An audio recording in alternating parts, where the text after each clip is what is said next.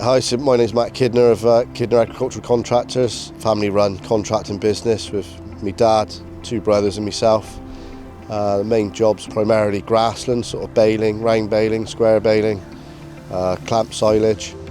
Then we also do muck spreading and a bit of arable as well. So we're running the Fusion Vario. We've got two 998s and we've got an orbital round bale wrapper, and yeah, really love all of it, to be honest. Probably think they're the best on the market, or they are. We first started with a different brand of round baler wrapper, and we weren't getting on that well with it. We've got quite a few banks around here and we're getting a lot of problems with bale transfer and things like that from the baler to the wrapper. So brother looked and wanted to look at the McHale, and we were introduced to Sean and Marcus of Pierce's, and they came out, ran us through the Vario baler, and we got rid of our other baler and purchased the Fusion Vario. Probably, I think 7 years ago we had the first one.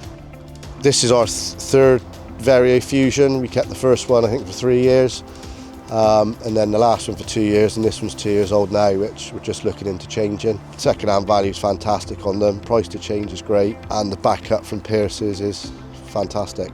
Generally we're doing anything between 12 and 14,000 a year.